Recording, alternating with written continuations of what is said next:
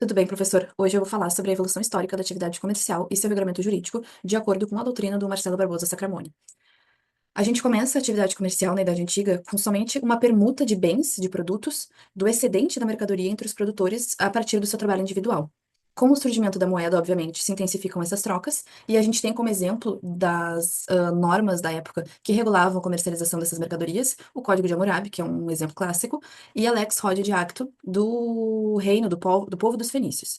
Na Roma antiga, não existia um direito específico para a comercialização desses bens, então era tratado pela jurisprudência junto com o direito comum.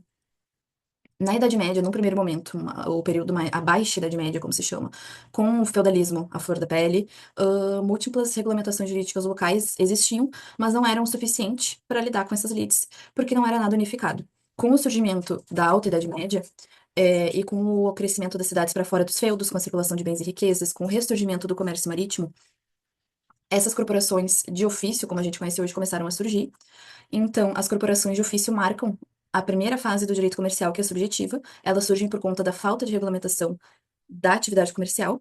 São corporações de ofício que possuem o seu próprio tribunal consular, os seus próprios estatutos, são como pequenos estados, são muito específicas, é um direito especial, porque somente os artesãos e comerciantes de um determinado bem que é produzido, de uma determinada área, de uma atividade comercial muito específica que se aliam a essas corporações. Então, existem diversas corporações para lidar com essa diversidade de produtos e comércio.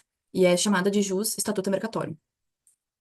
Porém, as corporações de ofício não são suficientes, não, elas funcionam por um tempo. Porém, os tribunais consulares e o direito comum, cada um na sua competência e na sua incidência, não são capazes de lidar com todos os conflitos sociais e, enfim, que envolviam direito comercial. E por conta disso, o elemento subjetivo da corporação de ofício, que é a ênfase no agente e na atividade, no produto que ele produz, passa a se fundir com o objetivo, que é o ato comercial, que é simplesmente o comércio em si. O ato comercial passa a se fundir com esse elemento subjetivo. E então surge a segunda fase do direito comercial, que é a fase objetiva. Tendo como exemplo a França, surgem os estados absolutistas na Idade Moderna. Ali na foto é Luís XIV, né, o Rei Sol. Surgem as ordenações. Tivemos ordenações aqui no Brasil, em Portugal. Por exemplo, nesse caso, a Ordenação Francesa de Savary, que normatizava o direito marítimo.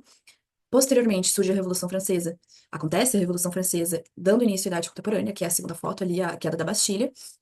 E com a Revolução Francesa, Napoleão Bonaparte desenvolve o Código Comercial de 1807, que é sucedido pelo Código Civil famosíssimo de 1804.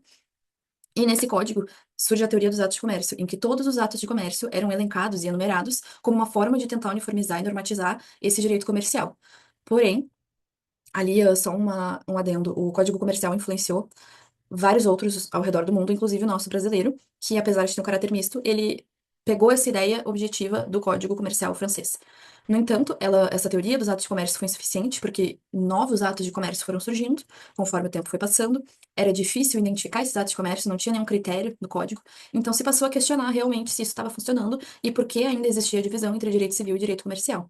E por conta disso surgiu a terceira fase do direito comercial, que é a teoria da empresa, aparecendo no primeiro momento no Código Civil Italiano de 1942, onde ocorreu essa unificação do direito civil e comercial, que foi uma necessidade histórica, foi uma necessidade de intervenção estatal nas relações privadas, e o nosso Código Civil Brasileiro de 2002 também adota a teoria da empresa, e a empresa é entendida como organização profissional e habitual de trabalho e de capital, tendo como fim o lucro e a produção de bens ou serviços para troca. Então, a gente vê essa evolução que eu dei uma boa resumida das teorias de direito comercial, do seu regulamento jurídico. Eu deixei uma citação aqui no canto que eu achei muito interessante, que está no livro, para o senhor, caso queira ler. Eu não, acho que não vai dar tempo, mas eu agradeço. E eu fico por aqui. A referência bibliográfica está aqui. Muito obrigada.